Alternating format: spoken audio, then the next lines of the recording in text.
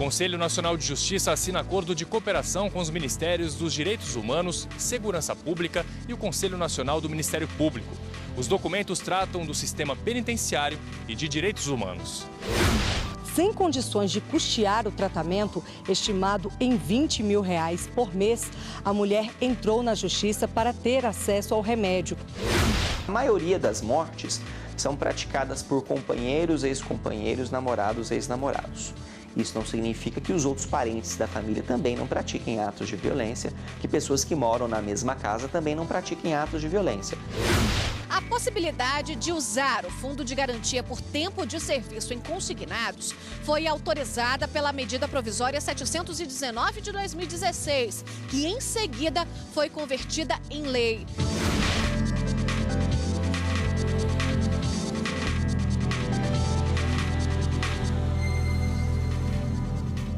Olá, boa tarde. Boa tarde. Eleitor que não votar precisa justificar. O prazo máximo é de 60 dias após cada turno de votação. Mais uma oportunidade para escolher o candidato que vai representar a vontade popular pelos próximos 4 anos. A votação é ato obrigatório, previsto em lei para quem tem entre 18 e 70 anos incompletos. Mas é importante saber que se o eleitor não tiver votado no primeiro turno, nada impede que ele compareça às urnas nesta segunda fase, marcada para o dia 28 de outubro. Basta lembrar que apenas depois ele precisa justificar o voto. Essa justificativa pode ser feita no dia da eleição nos locais destinados a isso. Eles estão especificados no site de cada Tribunal Regional Eleitoral. Mas se o eleitor perder esse prazo, ele tem mais 60 dias após cada turno para ir até um cartório eleitoral e entregar a justificativa manual. Feito no cartório eleitoral, na presença de um servidor que vai encaminhar essa justificativa, de preferência inclusive com comprovação de uma espécie de ou internação, impossibilidade de comparecer ao local de votação, para que o juiz então tenha base para a sua decisão. Se a justificativa não for aceita pela Justiça Eleitoral, o cidadão pode ter que pagar multa, calculada com base em resolução do Tribunal Superior Eleitoral.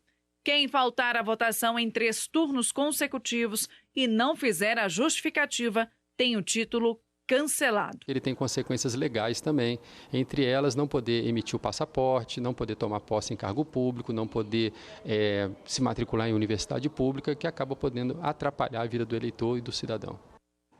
No Rio Grande do Sul, um laboratório vai ter que fornecer tratamento a uma paciente que participou de testes com um remédio.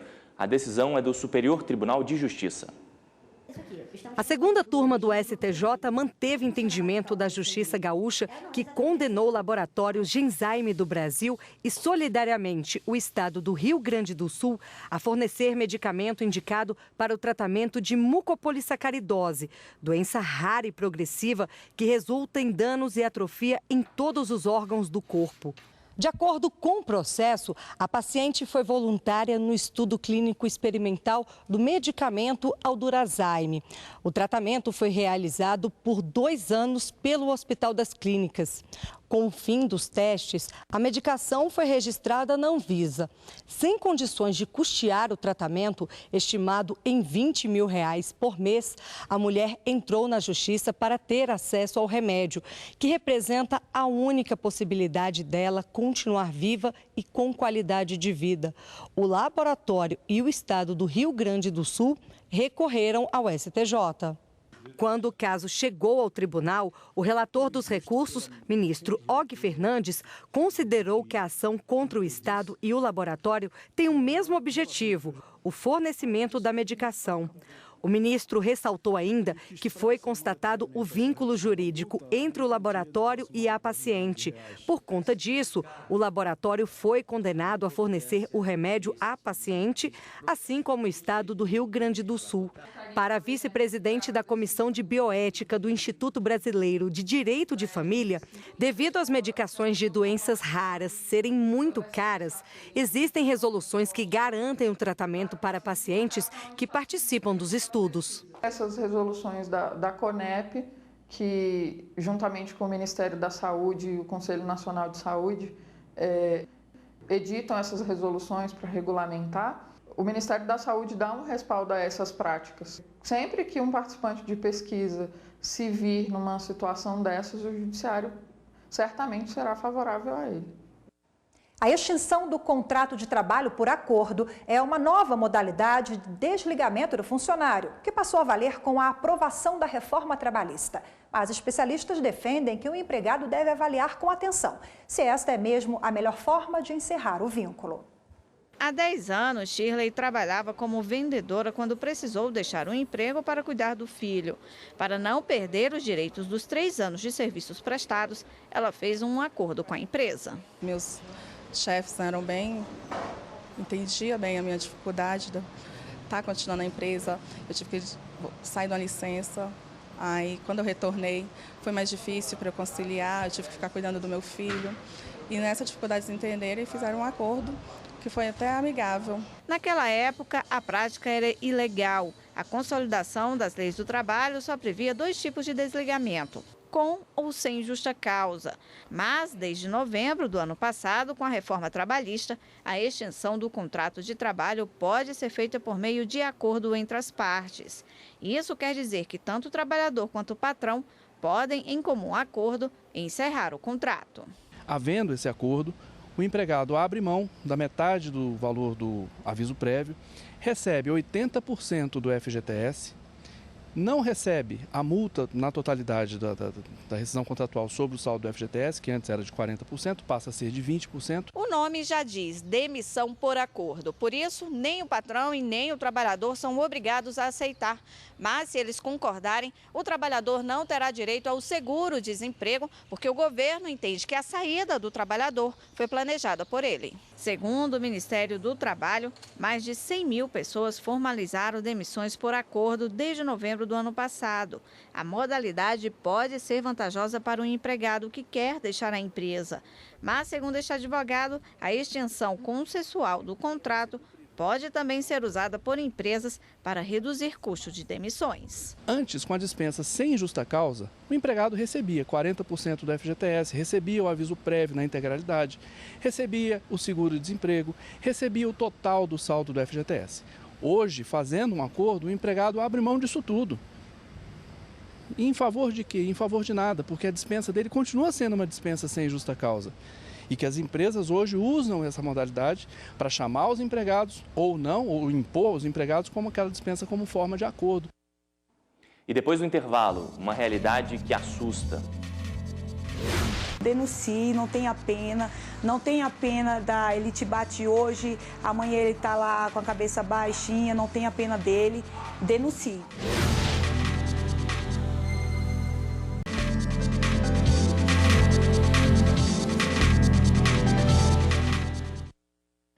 No Brasil, a cada 2 horas, uma mulher é assassinada. A maioria tem entre 15 e 30 anos de idade e foi vítima de namorados, maridos e companheiros. Quando entrou na casa de Jéssica e passou pela sala, Ronan encontrou a ex-namorada e a avó dela. Ele chegou e entrou com o cadeado na mão esquerda e a chave e a corrente. E aí falou, Jéssica, falou baixo. E eu ali dobrando as roupas, separando as camisetas. Aí ela estava aqui assim, quando eu falei, corre, Jéssica, ali, ela só fez assim para entrar. O tiro já pegou aqui no peito dela. Quando ela entrou, ele deu outra pelas costas aqui. Jéssica Lainara da Silva Souza tinha 25 anos. Ainda comemorava a aprovação no concurso para o Corpo de Bombeiros do Distrito Federal. E acreditava que o conflito com o ex-namorado havia sido superado. Estava enganada. No dia do crime, Ronan Menezes do Rego tinha 27 anos de idade e 3 de polícia militar. Testemunhas dizem que a farda e a arma do serviço eram usadas como instrumentos de intimidação contra Jéssica e qualquer pessoa que ousasse defendê-la. Familiares e amigos identificaram um relacionamento abusivo, mas ficaram em uma dúvida comum em casos de feminicídio: denunciar ou não denunciar. Pensava, meu Deus, se ele é polícia, como é que eu vou lá na delegacia, vou denunciar ele, vai falar, cadê prova? Ele fica com raiva e vem e faz alguma coisa com meus filhos. E realmente ia acontecer, porque ele fez com que fez, ameaçou ela e tirou a vida dela. O feminicídio está previsto na Lei 13.104, de 2015, que modificou o artigo 121 do Código Penal. A alteração incluiu o feminicídio como circunstância qualificadora do crime de homicídio. Além do Código Penal, o feminicídio entrou na lista de crimes hediondos, previstos na Lei 8.072, de 1990. A maioria das mortes são praticadas por companheiros, ex-companheiros, namorados, ex-namorados. Isso não significa que os outros parentes da família também não pratiquem atos de violência, que pessoas que moram na mesma casa também não pratiquem atos de violência, mas a maioria dos casos são os decorrentes de relação íntima de afeto. O promotor explica que a maioria das vítimas do feminicídio é formada por jovens de 15 a 30 anos de idade. Muitos casos estão associados ao uso de drogas e bebidas alcoólicas pelo agressor. O domínio econômico sobre a mulher também é um fator de risco. Aliás, afastar a mulher do emprego e da rotina que ela seguia é uma estratégia recorrente dos algozes. A denúncia pode resultar em medidas protetivas para afastar o agressor da vítima. Mas a prevenção, segundo o promotor, tem outras ferramentas que ainda precisam ser mais utilizadas pelo Estado e pela sociedade civil. É importante que o Poder Judiciário seja sensível para acolher esses pedidos de ajuda das mulheres, não negarem os pedidos de ajuda por requisitos que não estão previstos na legislação e nas diretrizes internacionais sobre o tema e, acima de tudo, que sejam zelosos no sentido de deferirem os pedidos de proteção dessas mulheres. Denuncie, não tenha pena ele te bate hoje, amanhã ele está lá com a cabeça baixinha, não tenha pena dele, denuncie.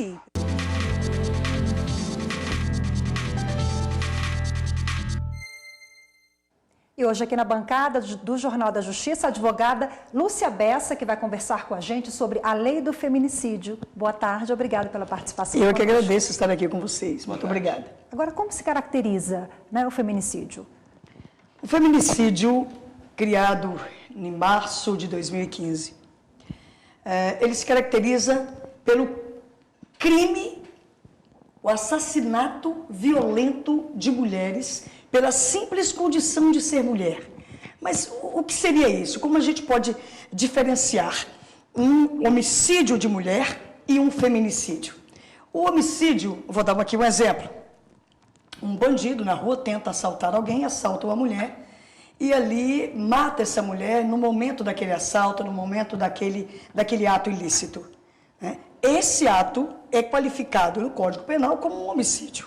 Agora, numa relação de afeto, numa relação íntima de afeição, se esse homem é companheiro dessa mulher, e se nesse momento, no momento de essa mulher disse não, porque hoje nós não temos o direito sequer de dizer não, nós não temos o direito de sequer de romper o relacionamento, que muitas vezes, quando nós dizemos não, quando nós não aceitamos mais aquela relação abusiva e violenta, nós sofremos uma violência maior e podemos, inclusive, perdermos as nossas vidas.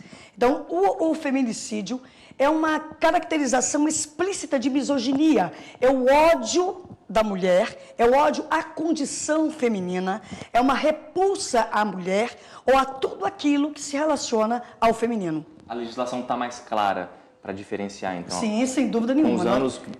Hoje nós estamos mais claros, hoje, graças a Deus, o Código Penal, com o advento da lei do feminicídio, ele criou no rol, né, da tipificação penal essa qualificadora. Então, o feminicídio é uma qualificadora do homicídio, onde a pena hoje é de 6 a 30 anos de reclusão e também não aceita a fiança. É um crime inafiançável.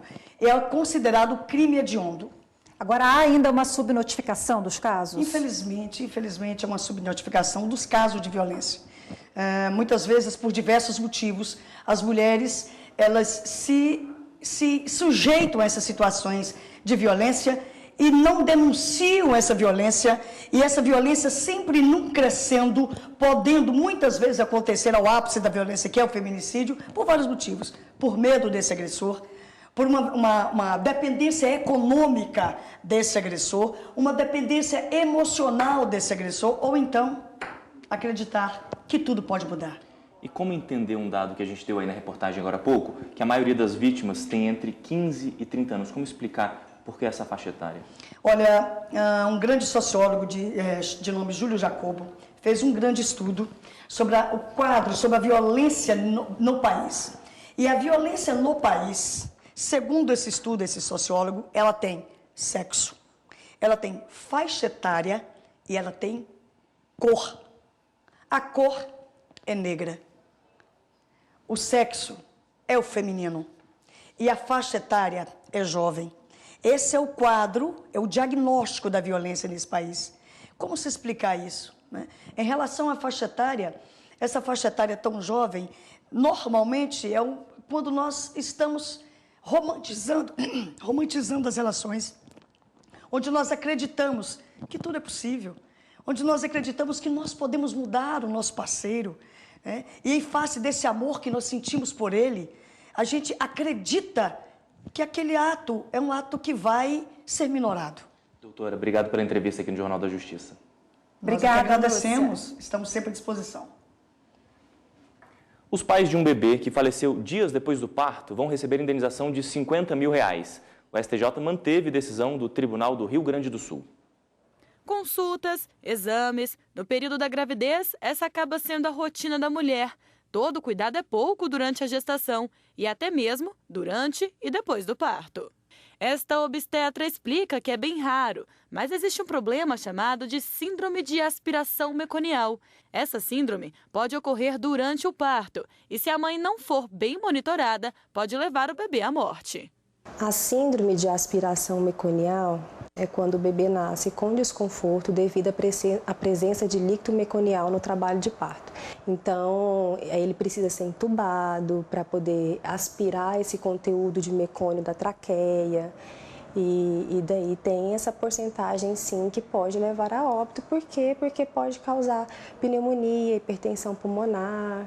O Tribunal de Justiça do Rio Grande do Sul condenou o hospital e os médicos responsáveis pelo atendimento da gestante ao pagamento de R$50 mil aos pais da criança. De acordo com o processo, ficou caracterizada a negligência de todos na análise equivocada do estado gestacional da mãe. Eles então entraram com recurso especial no STJ. O relator do caso na terceira turma, ministro Marco Aurélio Belize, manteve o valor estabelecido pela Justiça Estadual, mas afastou a responsabilidade do residente, porque ele já havia sido absolvido em primeira instância e os pais do bebê não recorreram nesse ponto. Para o relator, a quantia poderia até ser maior diante da gravidade do caso, mas não foi possível elevar o valor da indenização, porque o casal não fez o pedido. A decisão foi unânime. O presidente do Superior Tribunal de Justiça, ministro João Otávio de Noronha, e a ministra Carmen Lúcia, do Supremo Tribunal Federal, fazem parte da comitiva brasileira que participa em Buenos Aires, Argentina, do evento J20, a Conferência Judicial das Supremas Cortes do G20. O evento começou ontem e termina nesta quarta-feira e debate direitos sociais, o judiciário no combate à corrupção e ao narcotráfico e ainda justiça e gênero. E no próximo bloco, precisa ir ao banco? Cuidado com quem oferece ajuda. O homem abordou a correntista da Caixa Econômica Federal e ofereceu ajuda, se identificando como funcionário do banco. Ao conquistar a confiança da vítima, ele transferiu R$1.000 para uma conta de outra titularidade.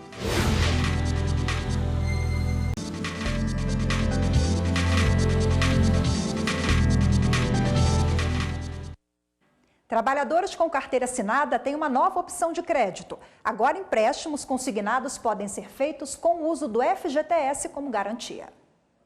A Caixa é o primeiro banco a oferecer essa modalidade de empréstimo. O trabalhador pode dar como caução até 10% do saldo da conta do fundo de garantia e o valor total da multa de 40% em caso de demissão sem justa causa. A promessa é que esta modalidade tenha juros mais baixos, já que os recursos da conta do trabalhador vão cobrir eventuais calotes. O saldo desses 37 milhões de clientes, nós temos mais de quase 190 bilhões nessas contas vinculadas. Então, isso aí, pelos cálculos que nós fizemos, pudesse chegar a uns 37 bilhões aí de crédito, lançamento, eu diria imediatamente, desse crédito no mercado bancário brasileiro. A possibilidade de usar o Fundo de Garantia por Tempo de Serviço em Consignados foi autorizada pela Medida Provisória 719 de 2016, que em seguida foi convertida em lei. Segundo a legislação, os juros não podem ultrapassar os 3,5% ao mês, 50% menor do que o praticado em outros tipos de empréstimos. As regras para o consignado continuam as mesmas. O trabalhador não pode comprometer mais que 35% da renda com operações de crédito. Para este advogado, segurança jurídica para as duas partes. A garantia com recurso do FGTS é um passo além para conferir mais segurança jurídica para essas operações e para assegurar que o mercado de crédito consignado continue funcionando bem. O TRF1 condenou um homem por furto qualificado. Ele se passou por funcionário da Caixa Econômica Federal para cometer o crime.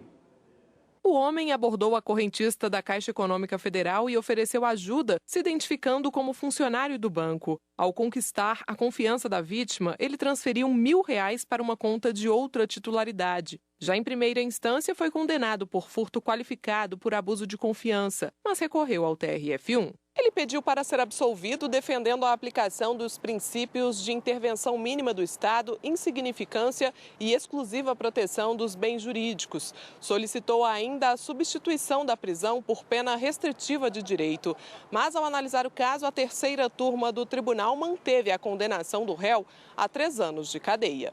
O relator desembargador federal Ney Belo destacou que a aplicação do princípio da insignificância só é possível quando observada a mínima ofensividade da conduta, inexpressiva lesão jurídica e inexistência de perigo social, o que não ocorreu no caso, já que a prática gerou prejuízo à Caixa, lesionando o bem jurídico da instituição. O Conselho Nacional de Justiça assinou nesta terça-feira acordos de cooperação sobre o sistema penitenciário e direitos humanos. Os acordos de cooperação foram assinados no Conselho Nacional de Justiça pelo ministro Dias Toffoli, presidente do STF e do CNJ, pelos ministros da Segurança Pública e dos Direitos Humanos, Raul Jungmann e Gustavo Rocha, e também pela Procuradora-Geral da República, Raquel Dodge, representando o Conselho Nacional do Ministério Público.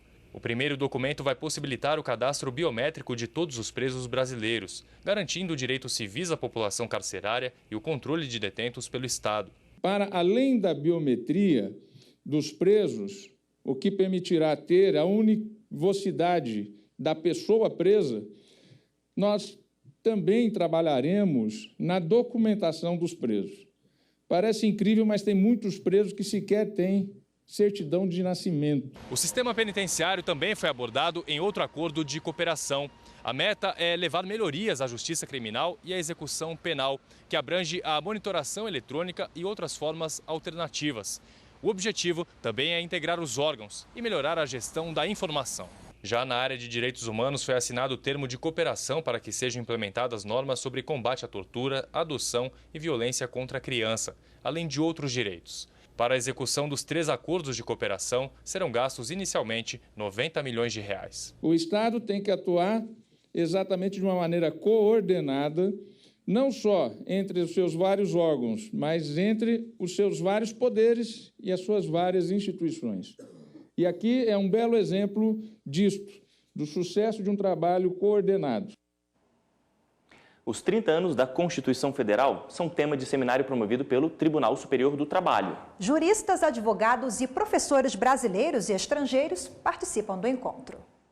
30 anos da nossa Constituição Federal, lei máxima do país. Para comemorar a data, o Tribunal Superior do Trabalho reuniu juristas, advogados e professores de universidades brasileiras e estrangeiras com o objetivo de debater questões importantes para o futuro do país. Chegar aos 30 anos, vendo esta jovem Constituição resplandecer em todo o seu potencial de promoção da igualdade social, econômica e, sobretudo, igualdade em direitos a todos os cidadãos e cidadãs brasileiras, é sem dúvida uma oportunidade que nos deve merecer de todos nós a celebração. O evento é realizado em parceria com a ENAMAT, Escola Nacional de Formação e Aperfeiçoamento de Magistrados do Trabalho, e também com a ANAMATRA, Associação Nacional dos Magistrados da Justiça do Trabalho. O tema da conferência de abertura foi o direito social e o STF, cenários do século XX, janelas para o século XXI. Acima de uma nação tem uma Constituição, e é nela que nós depositamos todas as esperanças e imaginamos que uma Constituição deve ter um sentido, e o sentido é o sentido do ser humano. E é isso que nós vamos hoje tentar, com esse breve seminário, homenagear essa carta que foi tão importante para o país. E é nesse sentido que nosso esforço foi concentrado para que nós conseguíssemos realizar esse seminário. Além dos 30 anos da Constituição Federal, o seminário também aborda a reforma trabalhista, que completará 1 ano no próximo mês.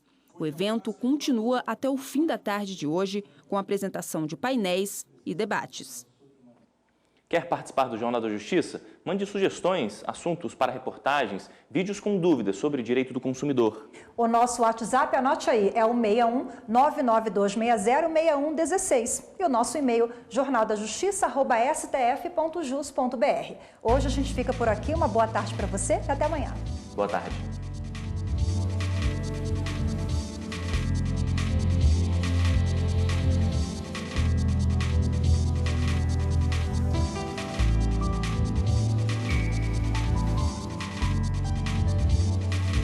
Thank you.